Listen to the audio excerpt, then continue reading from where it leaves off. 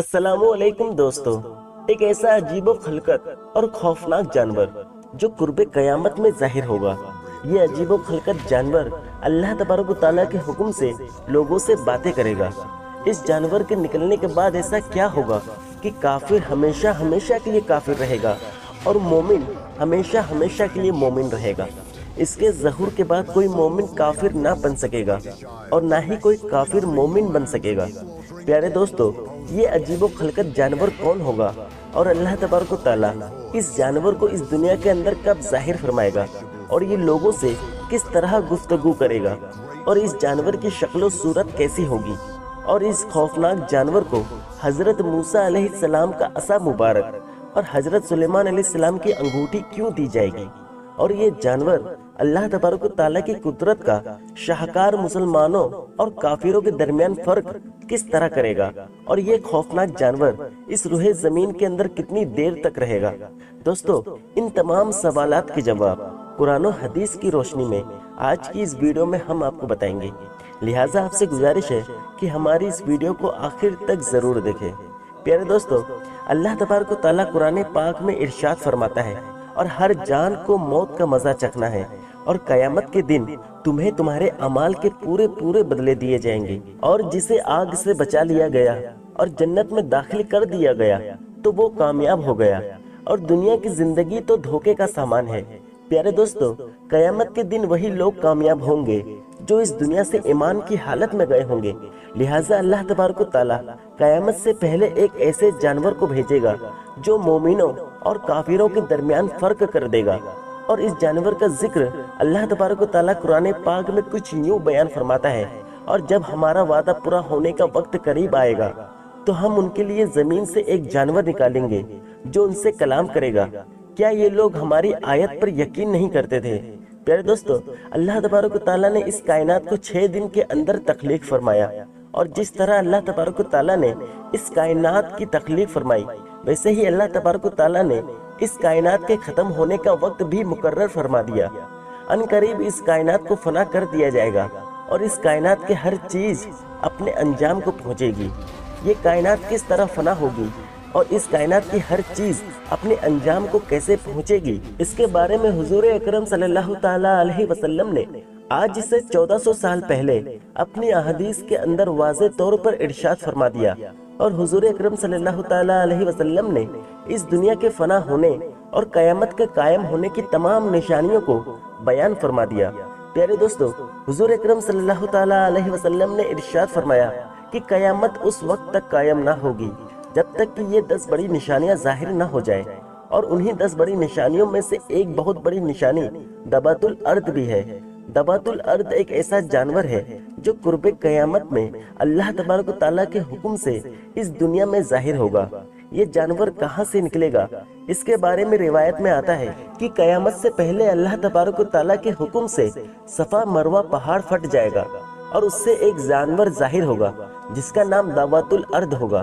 प्यारे दोस्तों, दावातुल अर्द कयामत की वो खौफनाक निशानी है जिसका शुमार हुजूर अकरम सल्लल्लाहु ताला अलैहि वसल्लम ने कयामत की बड़ी निशानी में फरमाया है। जैसा कि रिवायत में आता है कि हजरत हुज़ैफा रज़ी अल्लाह ताला अन्हु बयान फरमाते हैं कि हम लोग आपस में गुफ्तगू कर रहे थे और हुजूर अकरम सल्लल्लाहु ताला अलैहि वसल्लम हमारे पास तशरीफ लाए और हुजूर अकरम सल्लल्लाहु ताला अलैहि वसल्लम ने इरशाद फरमाया कि तुम लोग क्या बातें कर रहे हो?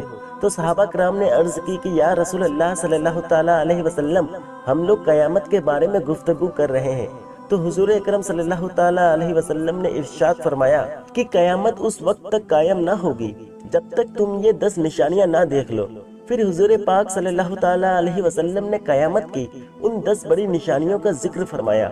कयामत की पहली बड़ी निशानी धुएं का निकलना है, और दूसरी निशानी दज्जाल का इस दुनिया में जाहिर होना, और तीसरी निशानी दावातुल अर्द जानवर का इस दुनिया में जाहिर होना, और चौथी निशानी मगरिब से सूरज का तुलू होना, और पांचवी निशानी हजरत ईसा अलैहिस्सलाम का इस दुनिया में दोबारा से नाजिल होना, और छठी निशानी याजूज माजूज कौम का इस दुनिया में जाहिर होना।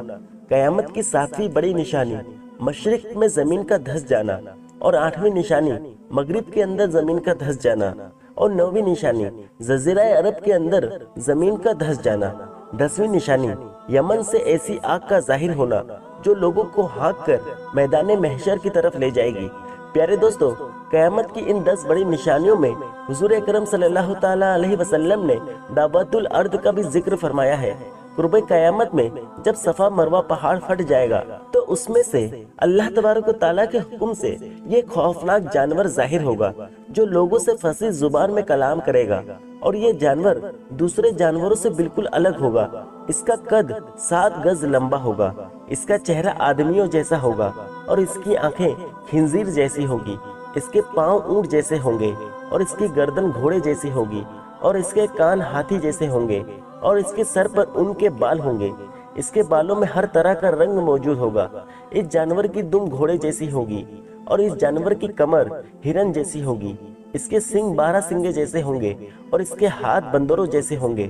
پیارے دوستو، اس روایت سے اندازہ لگائے کہ یہ جانور کس قدر خوفناک اور عجیب و خلقت ہوگا، اور اللہ تبارک و تعالیٰ کی قدرت کی ایک عجیب و غریب نشانی ہوگی۔ پیارے دوستو، یہ جانور اتنی تیز رفتاری کے ساتھ اس روح زمین میں سفر کرے گا کہ اس کی رفتار اتنی تیز ہوگی کہ کوئی بھی اسے پکڑ نہ سکے گا۔ اس جانور کے ایک ہاتھ میں حضرت موسیٰ علیہ السلام کا عصا مبارک ہوگا، اور دوسرے ہاتھ میں حضرت سلیمان علیہ السلام کی انگوٹھی ہوگی۔ اس وقت جو شخص کامل ایمان والا ہوگا تو یہ جانور حضرت موسیٰ علیہ السلام کے عصا مبارک سے اس انسان کے ماتھے پر ایک لکیر کھینچے گا، اور اس لکیر کے بعد اس مومن کا چہرہ پہلے سے زیادہ روشن اور تر و تازہ ہو جائے گا، اور اس کا چہرہ ایمان کے نور سے چمکنے لگے گا۔ اور جو شخص منافق اور کافر ہوگا تو یہ جانور حضرت سلیمان علیہ السلام کی انگوٹھی کے ذریعے اس کے ماتھے پر ایک مہر لگا دے گا، جس مہر کی وجہ سے اس منافق اور کافر شخص کا چہرہ مزید سیاہ اور بے رنگ ہو جائے گا۔ دوستو، یہ جانور اس قدر بڑا ہوگا کہ اس کے دونوں کندھوں کا درمیانی فاصلہ 3 میل کا ہوگا۔ اس طرح یہ جانور اللہ تبارک و تعالیٰ کے حکم سے پورے روح زمین میں سفر کرے گا، اور مومنوں کے چہرے پر مومنوں کی نشانی لگائے گا، اور کافروں کے چہروں پر کافروں کی نشانی لگائے گا۔ اس نشانی کے بعد اللہ تبارک و تعالیٰ ایمان والوں اور کافروں کے درمیان ایسا فرق فرما دے گا کہ اس کے بعد کوئی مومن کافر نہ بن سکے گا، اور نہ ہی کوئی کافر دوبارہ مومن بن سکے گا۔ جو مومن ہوگا وہ ہمیشہ ہمیشہ کے لیے مومن رہے گا اور اللہ تبارک و تعالیٰ کی رحمت کا حقدار بنے گا، اور جو کافر ہوگا وہ ہمیشہ ہمیشہ کے لیے کافر رہے گا اور اللہ تبارک و تعالیٰ کے عذاب کا مستحق قرار پائے گا۔ پیارے دوستو، روایت میں آتا ہے کہ یہ جانور اس دنیا کے اندر 120 سال تک رہے گا۔ پیارے دوستو، جب یہ جانور اس دنیا کے اندر ظاہر ہوگا اور جب اس دنیا کے اندر پہلا سور پھونکا جائے گا تو اس کا دورانیہ 120 سال کا عرصہ ہوگا۔ پیارے دوستو، قرب قیامت کا یہ وہ وقت ہوگا جب اللہ تبارک و تعالیٰ ایمان والوں کو کافروں سے جدا کر دے گا۔ اس وقت ایمان والوں کا ایمان بالکل ظاہر ہو جائے گا اور کفار کا کفر بالکل واجب ہو جائے گا۔ اس وقت کوئی بھی انسان نہ تو اپنا ایمان چھپا سکے گا اور نہ ہی کوئی کافر اپنا کفر چھپا سکے گا۔ اس کے بعد جب اللہ تبارک و تعالیٰ چاہے گا تو یہ جانور غائب ہو جائے گا، اور اس کے بعد اللہ تبارک و تعالیٰ ایک میٹھی اور خوشبودار ہوا چلائے گا، اور وہ ہوا جب ایمان والوں کی بغلوں کے نیچے سے گزرے گی تو تمام ایمان والے مرنا شروع ہو جائیں گے، اور اس طرح اللہ تبارک و تعالیٰ اس روح زمین سے تمام ایمان والوں کو اٹھا لے گا۔ اس وقت کوئی بھی ایمان والا اس روح زمین پر باقی نہ رہے گا۔ اس وقت اس روح زمین کے اوپر صرف کفار اور مشرک لوگ ہی باقی ہوں گے۔ پیارے دوستو، یہ وہ وقت ہوگا کہ جب کوئی بھی اللہ تبارک و تعالیٰ کا نام لینے والا اس روح زمین پر باقی نہ ہوگا، اور یہ وہ وقت ہوگا جب اللہ تبارک و تعالیٰ کا یہ حکم پورا ہوگا، اور جو کچھ بھی اس زمین پر ہے وہ فنا ہونے والا ہے، اور تیرے رب کی ذات باقی رہنے والی ذات ہے جو صاحب جلال ہے اور اکرام فرمانے والا ہے۔ پیارے دوستو، اس طرح اللہ تبارک و تعالیٰ قیامت سے پہلے تمام ایمان والوں کو اس دنیا سے اٹھا لے گا اور قیامت کفار پر قائم کی جائے گی۔ اس وقت اللہ تبارک و تعالیٰ حضرت اسرافیل علیہ السلام کو سور پھونکنے کا حکم دے گا، اور حضرت اسرافیل علیہ السلام اللہ تبارک و تعالیٰ کے حکم سے سور پھونکیں گے، اور یہ دنیا تباہ و برباد اور فنا ہونا شروع ہو جائے گی، اور اس کائنات کی ہر چیز اپنے انجام کو پہنچے گی، اور اس دنیا کے نام و نشان تک کو مٹا دیا جائے گا۔